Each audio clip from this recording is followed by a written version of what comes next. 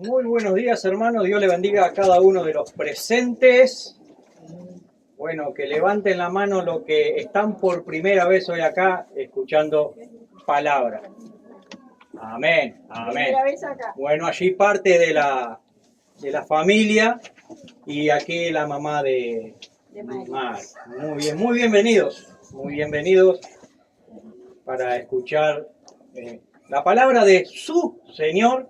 Y bueno, la palabra de ese Señor que quiere ser Señor de usted y de nuestra vida, ¿verdad? Hermanos, vamos a estar en primera instancia orando y vamos a estar en el capítulo 8 de Juan, allí a partir de una lectura, y allí vamos a despegar.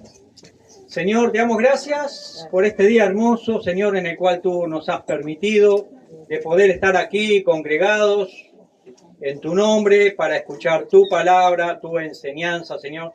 Lo que tú creas pertinente para cada uno de nosotros, Señor. Tú nos has formado, tú nos has dado todas las capacidades. En esta instancia, Señor, que nuestros oídos espirituales se puedan abrir a tu verdad, a tu enseñanza, Señor, para mostrarnos aquello que tú nos quieres mostrar en tu palabra. Te damos gracias en el nombre de Cristo Jesús. Amén. Dijimos Juan 8. Juan capítulo 8, ¿verdad? Juan 8. ¿Y qué dice Juan 8? Algo dice, ¿no? Sí, algo dice. Algo dice Juan 8. Juan 8, del verso 31, por lo menos voy a leer hasta el 38. Dice lo siguiente. Dijo entonces Jesús a los judíos que habían creído en él: si vosotros permaneciereis en mi palabra, seréis verdaderamente mis discípulos, y conoceréis la verdad, y la verdad los hará libres. Le respondieron: linaje de Abraham somos, y jamás hemos sido esclavos de nadie. ¿Cómo dices tú, seréis libres?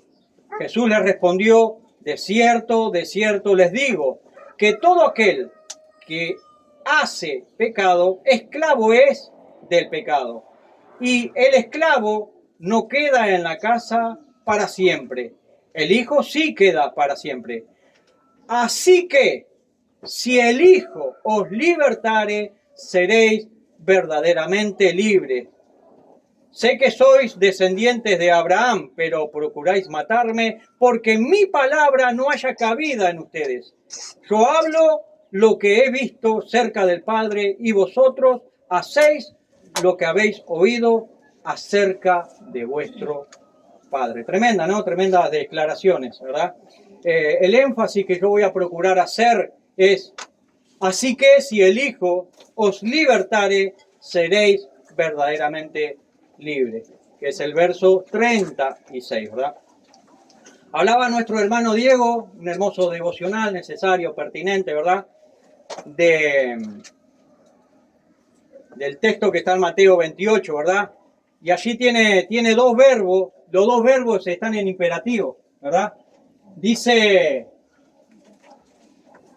y dice también haced, ¿verdad? Ir y hacer. Todo verbo que termina en de se convierte en ordenanza. No es, si usted quiere, vaya. Si usted desea, vaya. Si tenés ganas, hacelo. No. El que es hijo de Dios es un imperativo. Recuerdo que una vez hice una enseñanza y hice esta pregunta, ¿no? Cuando el Señor da la gran comisión de ir y predicar su evangelio, su palabra, la verdad eterna de Dios, y hice esta pregunta: ¿qué parte de esta palabra no entiende? ¿La I o la D? ¿Verdad? Entonces, a veces somos duros, ¿verdad? De entender lo que el Señor nos dice. Una palabra cortita: ir, andar. ¿Verdad? Cuando el Señor llama a su discípulo, lo único que le dijo a sus discípulos, a los primeros: sígueme. No bastó más palabras. Y dejando sus redes, ¿qué hicieron esos discípulos?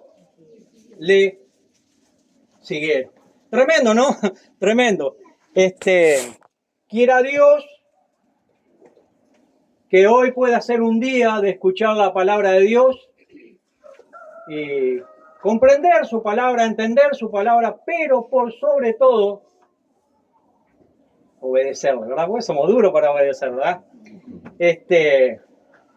Y acá anoté la palabra, ¿por dónde está la? Acá me lo verdad.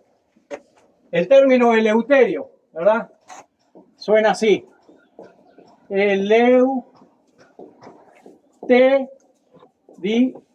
¿Qué significa esto? ¿Sabe por qué traigo palabras en griego? Simplemente para que nosotros podamos hacer la sinapsis, que el Nuevo Testamento arranca de acá, del griego. Es para eso, el griego koiné. Entonces, para que nosotros, claro, es una palabra de donde sale el texto, ¿verdad? Es un texto original y nosotros tenemos una traducción. Eleuterio. La palabra eleuterio significa libertad, ¿eh? Y esto lo sustraje, me gusta mucho esta frase de Filipenses 4:8, ¿verdad? Que si en todo lo que hablamos hay algo bueno, hay algo digno, hay algo excelso, que es digno de alabanza, y concluye en esto pensar, ¿verdad? En esto pensar es una palabra categórica de la Escritura, ¿verdad? Así que, si el Hijo, o sea, Jesucristo, los hace libres, los libertare, seréis verdaderamente libres. El Señor Jesús le estaba hablando a los judíos en medio de Israel, que ellos dijeron, nunca fuimos esclavos de nadie, ¿sí? De los babilonios, de los persas, y en ese mismo momento eran esclavos del imperio romano. Estaban mintiendo por todos lados. Y el Señor Jesús le dice, si el Hijo de Dios, si Cristo Jesús le da la libertad, estaba presente entre ellos, que soy yo, ustedes serán libres. Y si no aceptan al Hijo de Dios, ustedes permaneceréis esclavos en vuestros pecados, ¿verdad? Y Pablo lo entendió muy bien esto. El apóstol Pablo, que era perseguidor del pueblo de Dios, perseguidor de los cristianos, cuando entiende el mensaje de Cristo Jesús, ¿verdad? Porque él era esclavo, ¿verdad? Y esclavo del pecado. Cuando acepta el mensaje de Cristo, él dice las siguientes palabras: con Cristo estoy juntamente crucificado. Y ya no vivo yo, mas vive Cristo en mí. Plena y verdadera libertad, ¿verdad? Emancipación. ¿Qué es emancipación? O sea, ¿qué es libertad? Hay calles que se llaman emancipación y hay calles que se llaman libertad. ¿Qué es ser libres? Dice Gálatas 5:1. Estad pues firmes en la libertad con la que Cristo nos hizo libres y no estéis otra vez sujetos al yugo de esclavitud. Gálatas 5:13, el mismo capítulo, prosigue diciendo el apóstol Pablo, porque vosotros, hermanos, a libertad fuiste llamados. Y en Éxodo capítulo 12, es el famoso capítulo de la Pascua, que es Dios mismo sacando un pueblo de la esclavitud por casi 5 siglos a la libertad y hacia la tierra prometida. Vemos a Dios sacando a su pueblo de la esclavitud en Éxodo 12 para llevarlos hacia la tierra de libertad, ¿verdad? Ahora, ¿qué es libertad? Uno de sus conceptos es saber lo que tengo que hacer y hacerlo. Muchas veces se sabe lo que tenemos que hacer, mas no lo hacemos. Ir, no vamos. Hacer, no hacemos. Tremendo, ¿no? En el Quijote de la Mancha se lee que la libertad es el más valioso tesoro que Dios le ha dado a la humanidad. La esclavitud a lo largo de la historia ha anulado la dignidad del ser humano. Hoy hay muchas formas de ser esclavos, pero hay un solo camino hacia la libertad, que es Cristo Jesús. Como se cantaba hoy, Él es la plenitud de gozo en nuestra vida.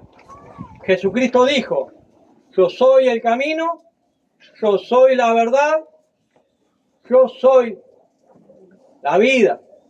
En casi todos los países hay avenidas y calles o plazas con el nombre libertad. Los himnos de las naciones expresan la palabra libertad. Miren, oriental es la patria o la tumba, libertad o con gloria morir. Oriental es la patria o la tumba, libertad o con gloria morir. Es el voto que el alma pronuncia y que heroicos sabremos cumplir. Que sabremos cumplir. Libertad, libertad orientales. Este grito a la patria salvó. Qué coincidencia, hermano. ¿Dónde trabajo yo? En la calle Libertad. Tremendo. Qué contradicción, hermanos. Nosotros tenemos una prisión, una cárcel que se llama libertad. Tenemos un arroyo seco, no está mojado. Tenemos un cerro chato. Y decimos los uruguayos, voy para afuera cuando en realidad vamos hacia el interior. Son contradicciones de nuestra idiosincrasia. Francia, o sea, la revolución o el país de la Revolución Francesa, promovió 3 palabras con sus guerras. Libertad, liberté, igualdad, igualité, y fraternidad, fraternité. El país de la libertad usó la guillotina para descapitar hasta casi los años 80, casi media hora atrás. El país que acuñó esas 3 palabras, que es libertad. El mundo sin Dios ha cometido muchos asesinatos en el nombre de la libertad. Tristemente, el nombre de la libertad se llegó al libertinaje. Francia misma le regaló a Estados Unidos la famosa Estatua de la Libertad. El nombre original de aquella estatua era La libertad ilumina el mundo. ¿Qué dice a los pies de ese gigantesco monumento? Dice lo siguiente, las siguientes palabras: dadme a los cansados, a los pobres, a las multitudes que ansían respirar libertad. Eso es lo que dice al pie del monumento. Mucha gente fue hacia los Estados Unidos, inmigrantes de todo el mundo. Víctor Frank, quien escribió el libro El hombre en busca de sentido, Víctor Frank fue un hombre que estuvo preso, que estuvo en cautiverio cuando los nazis tomaron Alemania, y como él era judío, ¿verdad?, casi muere. Así como murieron más de 11 millones de judíos, él casi muere. Él perdió a toda su familia, le asesinaron a toda su familia. Este hombre, Víctor Frank, el que escribió El hombre en busca de sentido, fue a Estados Unidos y vio la semejante estatua de la libertad y dijo lo siguiente cuando vio la estatua, porque un periodista le preguntó: ¿qué le parece este monumento? Y él dijo: muy hermoso, muy bonito, pero voy a ir al otro extremo del país para ver si encuentro la estatua de la responsabilidad. Porque muchas veces hablamos de libertad, pero no le anexamos la responsabilidad. Leemos ir, mas nos quedamos. Leemos hacer, mas estamos quietos. El ser humano tiene libertad, pero le falta responsabilidad. Estad pues firmes en la libertad con la que Cristo nos hizo libre, y no estéis otra vez sujetos, atados, encarcelados al yugo de la esclavitud. El hijo pródigo, con su libertad, se fue de su casa y perdió todo.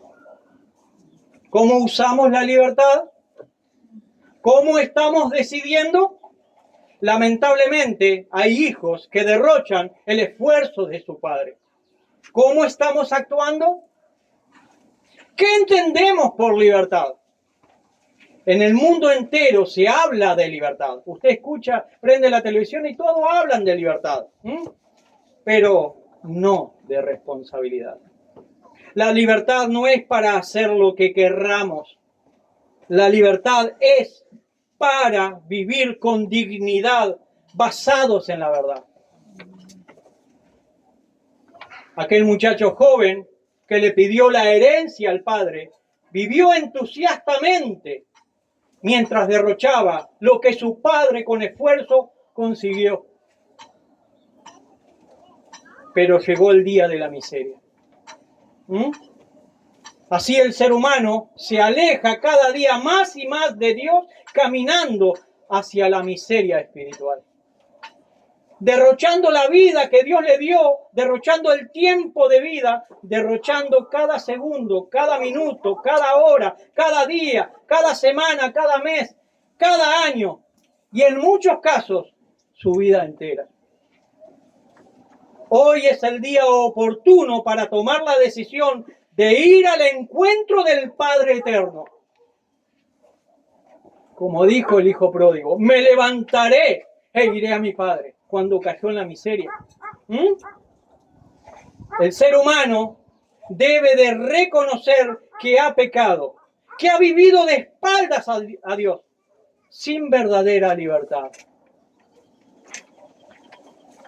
Dios era importante en el pasado para las personas, pero hoy el ser humano lo ha desplazado de sus vidas. El ser humano sin Dios camina hacia la corrupción.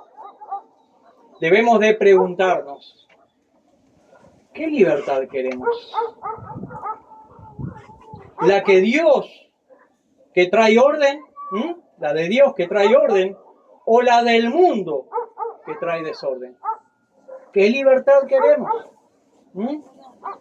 Paraos en los caminos y decidid por dónde andar. Dios quiere que vivamos vidas limpias. Esto es libertad. El mundo promueve el libertinaje para que se viva en el barro, en el chiquero de este mundo. Esto fue lo que le pasó al joven de la parábola de Lucas 15. La parábola del hijo pródigo. La libertad es obedecer a Dios. Eso es verdadera libertad. De otra forma es libertinaje. Hago lo que se me canta y quiero. Lamentablemente, hoy muchos son esclavos de la droga.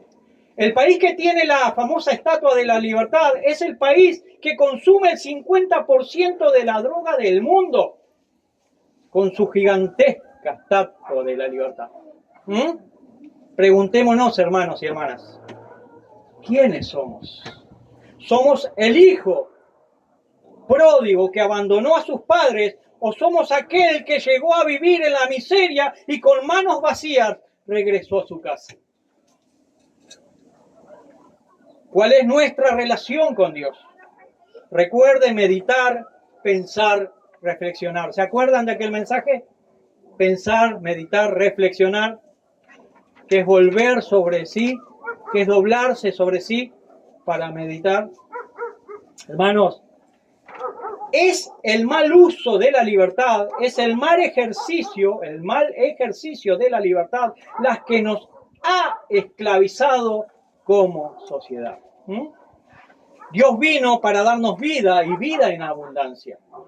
¿Y qué hizo la sociedad? Pues hemos promovido el aborto, por ejemplo. Hoy vamos promoviendo la eutanasia, promovemos guerras, promovemos genocidios, promovemos dictaduras, promovemos que los jóvenes ya ni se reconozcan como jóvenes, son perros o gatos, lombrices, tortugas, ¿verdad? Totalmente desorientados. Papá y mamá, ¿dónde están? Sus referentes, los abuelos, ¿qué hicieron? A madurez nos llama el Señor, Y se promueve todo lo nocivo que podamos imaginar. Seremos verdaderamente libres cuando vivamos con la libertad de Dios. ¿Cómo nos acercamos al texto bíblico? ¿Cómo nos acercamos al texto bíblico? Bueno, algunos ni se acercan porque no lo leen, ¿verdad? Pero los que leen, ¿cómo nos acercamos al texto? ¿Cuáles son nuestras motivaciones? Dice Gálatas 5:1. Estad pues firmes en la libertad con la que Cristo nos hizo libre y no estemos otra vez sujetos al yugo de la esclavitud. Y prosigue Gálatas, verso 13, 5:13. Porque vosotros, hermanos y hermanas, a libertad fuisteis llamados, no a libertinaje. Cristo Jesús nos dio una libertad plena, no parcial. Por eso nos dice que no volvamos al yugo de esclavitud. Y fue para libertad que Cristo Jesús nos hizo libres. En la antigüedad, cuando se compraba un esclavo, ¿qué se hacía? Se pagaba el precio y luego se hacía una escritura pública que contenía la siguiente frase. Se compra o se vende para libertad. Se compra a la persona esclava o se vende para libertad. No dice para que haga lo que quiera, no, para libertad. Después de ese acto de compra-venta, nadie más podía someter a aquella persona a esclavitud, por cuanto pertenecía a quien se consideraba como a Dios. Romanos 8:21 dice que la creación misma será libertada de la esclavitud de corrupción a la libertad gloriosa de los hijos de Dios. Hermanos, somos libres, vivamos como tal. Jesucristo nos compró con su vida en la cruz del Calvario. Esta palabra libertad, que está en Gálatas 5:1 y en Gálatas 5:13, es el término, eleuterio. Eleuterio, libertad. Nosotros tuvimos un político con ese nombre, Eleuterio Fernández Huidobro, que fue ministro de Defensa. Dos anécdotas de esa persona. Una muy poquito conocida, la otra con mayor repercusión porque salió en los medios de prensa. La anécdota muy poco conocida es que un profesor mío, literal, le predicó, le evangelizó utilizando su propio nombre. Señor Eleuterio, ¿sabe qué significa su nombre? No. Y ahí le comenzó a predicar. Porque ellos hablaban mucho de libertad, pero desconocían la etimología de su propio nombre.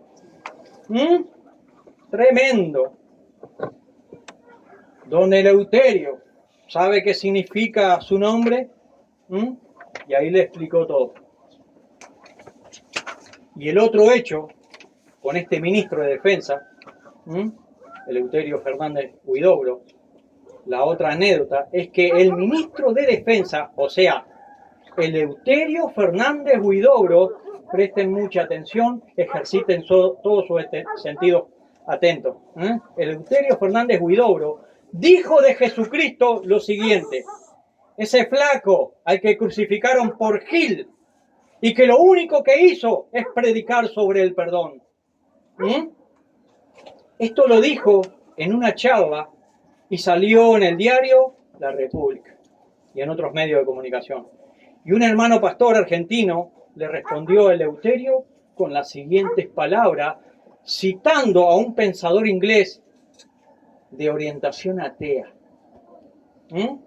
Señor ministro Eleuterio, hay una razón por la cual nosotros, los cristianos, predicamos el perdón. Nosotros, los cristianos, no creemos en Jesucristo porque no hayamos leído nada, ni conocemos otra cosa.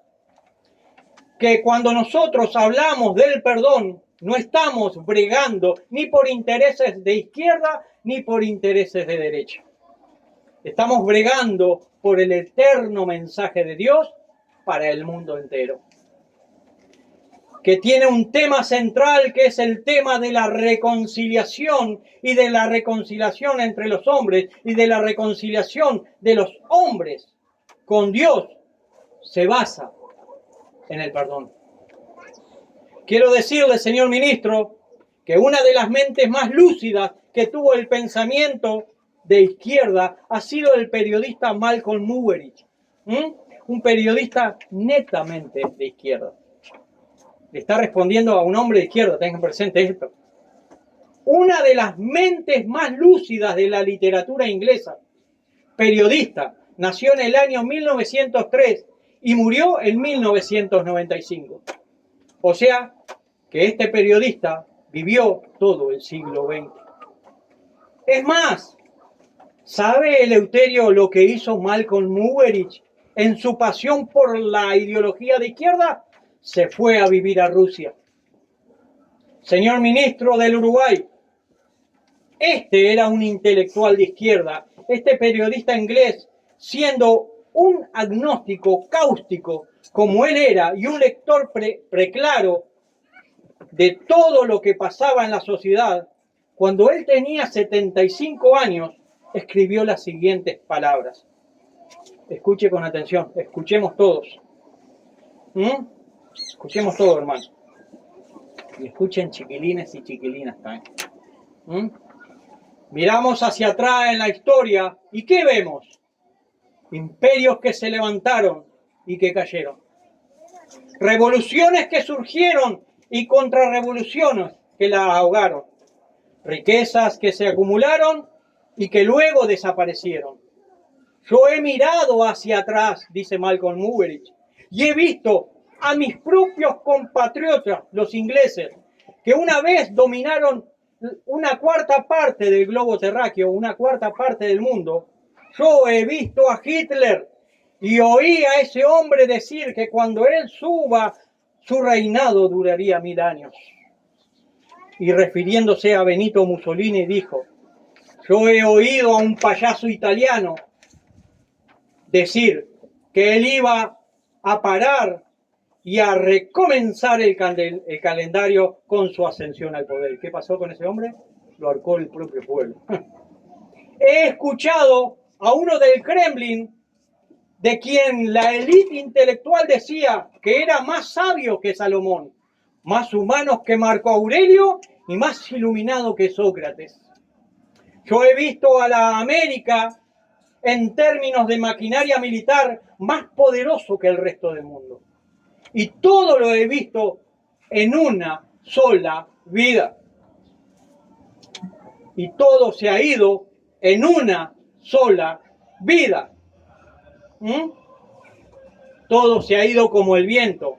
Hoy Inglaterra es solo una pequeña isla de Europa casi en bancarrota. Hoy Stalin es un nombre prohibido en el mismo país que dominó por 3 décadas.